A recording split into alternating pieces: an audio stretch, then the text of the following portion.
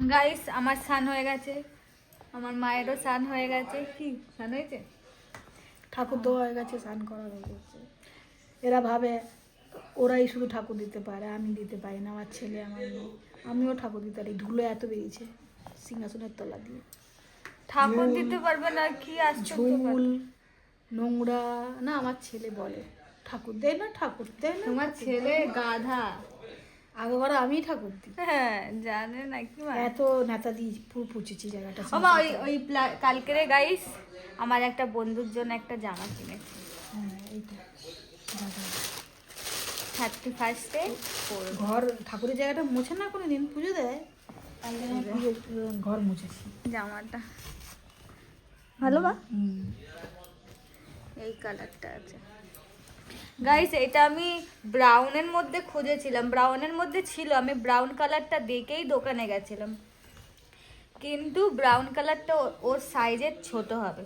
এটা ঢিলা একটু ক্লাসিক লাগে, টাইট করে না, ঢিলাই ভালো লাগে। ঢিলা প্যান্ট হবে হোয়াইট কালার অ্যান্ড ঢিলা আমার শার্ট। নাতনিরও আজ জন্মদিন, ভোগ ওনার নাতনি, আমার বোনের ছেলে মেয়ে। তো এই শার্টটা কিনেছি। এটা দাম বল মা, ক টাকা নিয়েছে? এই 350-400 টাকা। ঠিক করে বল। তাহলে 250, তাহলে 300 550 টাকা নিয়েছে। তো 350 400, তা কি হলো? 300 টাকা দিয়েছি গাইস।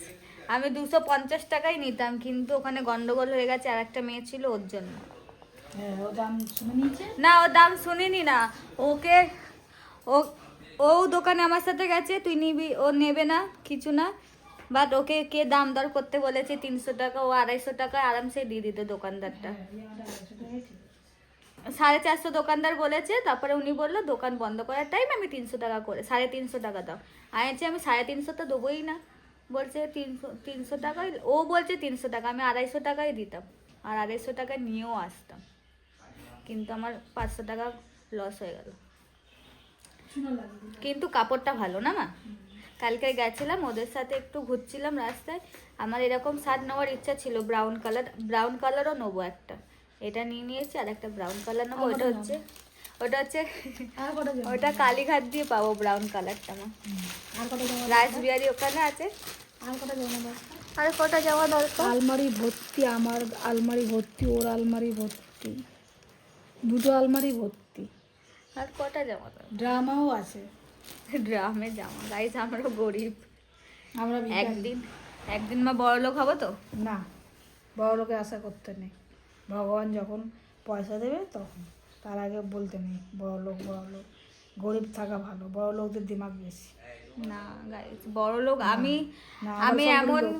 আমার মেয়ে গরিব, আমি গরিব, আমার বড় গরিব, আমি আমরা এমন সবাই বড়লোক হতে চাই যাতে না। আমি সবাইকে চালাতে পারি, না। সবার ভগবান- হেল্প করতে পারি। ভগবান বলে বেশি লোভ করা ভালো না। না যেগুলো আমার লোভ হ্যাঁ, আমার লোভ আছে, আমি একটু সবাইকে নিয়ে থাকতে চাই, হ্যাঁ। কিন্তু ভগবান ওটা বলবে তুই একা থাক, তো বাবা মাকে নিয়ে না, ভাই-বোনকে নিয়ে। ভগবান- সবাইকে নিতে হবে না, সবাইকে নিতে গেলে অনেক ফ্যামিলির ঝামেলা।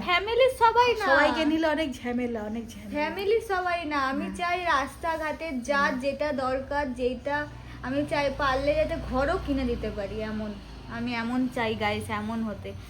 আমি যদি কেউ রাস্তায় শুয়ে থাকে, একটা বুড়ি দিদা, সেদিনকারে রাত্রি আবার না, একদিন রাত্রিবেলা একটা দিদা ছিল, আমার দিদার কথা মনে পড়লো, আমি 20 টাকা দিলাম ফার্স্টে, তারপরে আবার 100 টাকা দিয়ে চলে এসেছি। খাওয়ার কেন দিবি?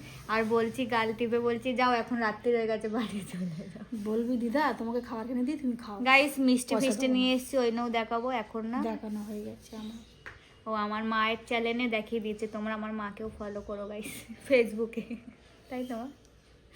না করলেও অসুবিধা নেই, আমি কাউকে চাপ দিই না, দেখো আমাকে। আমার মা মুখের ভেতরে ক্যামেরা। তো টাটা, খাওয়ার সময় দেখা করছি। দেখা করছি।